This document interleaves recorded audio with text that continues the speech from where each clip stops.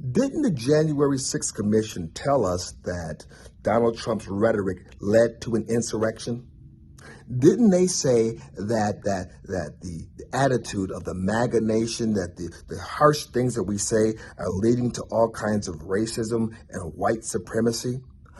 Didn't they say that Republicans are responsible for the insurrection and the storming of the Capitol because of the things that we think and the things that we say and the things that we believe in?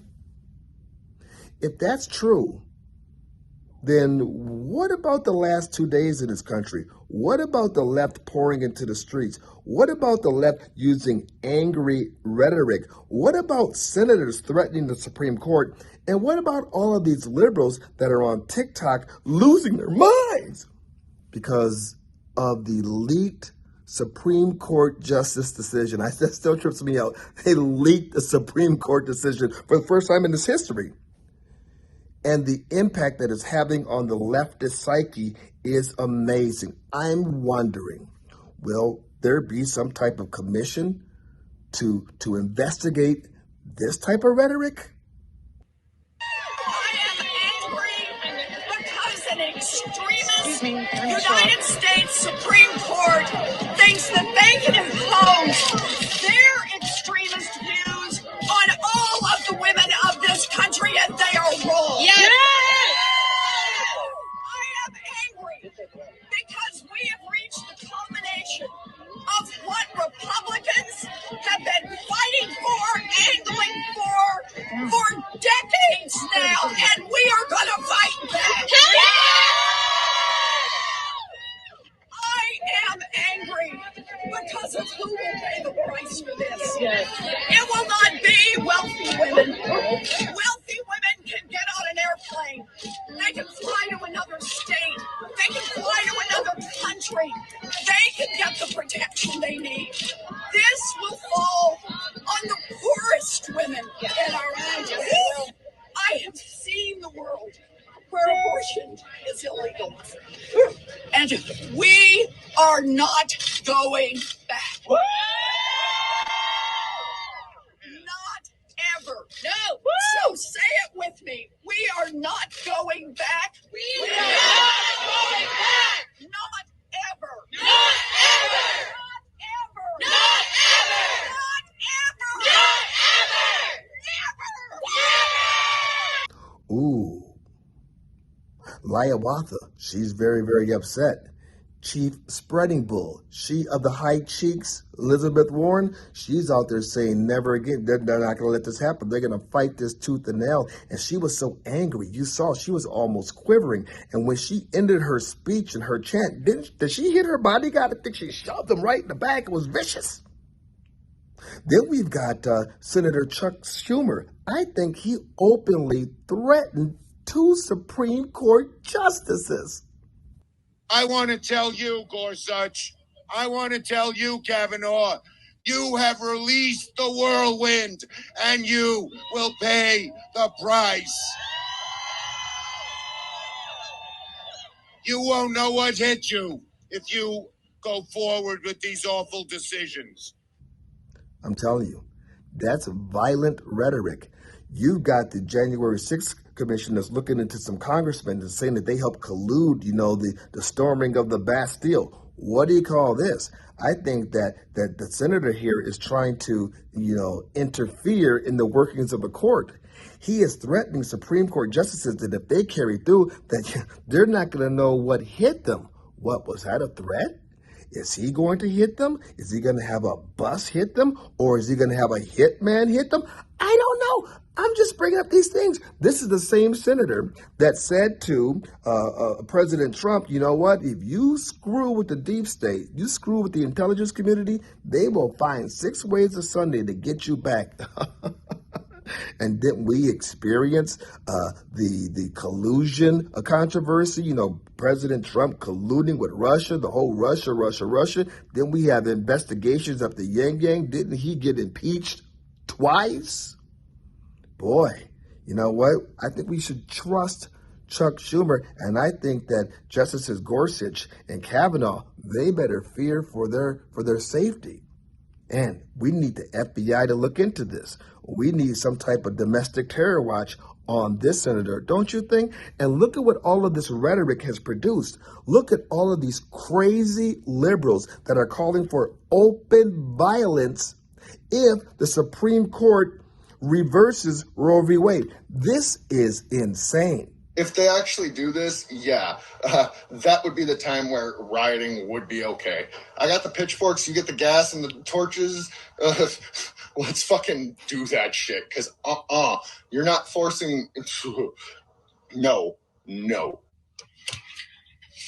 There's only one solution to this, to all of this, because it's all interconnected. Starts with V, ends with E, and it's not vote. Hey, TikTok.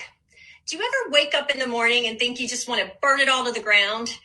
And what I mean by burning it all to the ground is those old white men and the women who support them who want to tell me what to do with my body.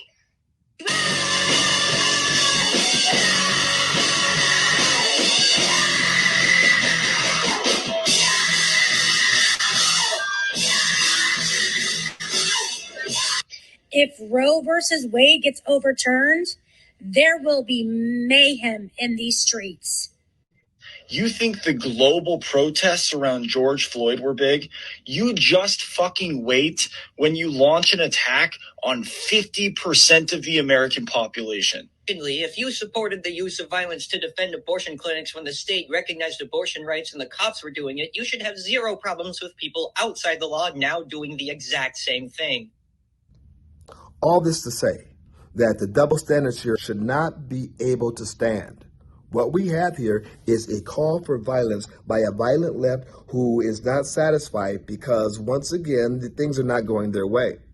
Notice how Republicans, how pro-life people, how lovers of the Constitution, how people who respect the rule of law work for 50 years to get to this point to where you have the right combination of justices on the court to take a real constitutional look at something that never should have been found constitutional in the first place. 50 years of people cultivating the hearts and minds of the American people, and they stayed within the confines of the law. There were no threats made. We had a couple of crazies here and there that were blowing up abortion clinics and shooting doctors, but the right didn't embrace them. The right condemned them. After all this time of working within the rules, praying for the process, now we're on the verge of getting this hideous ruling reversed on constitutional lines. And how does the left respond? Well, they respond with violence. They respond with threats. They respond by, once again, just destroying the institution. A leak? Wait a minute. You got a leak? A Supreme Court decision gets leaked? That's crazy. But it's not for the left. They've destroyed the IRS. They've destroyed the FBI. They've destroyed the CIA.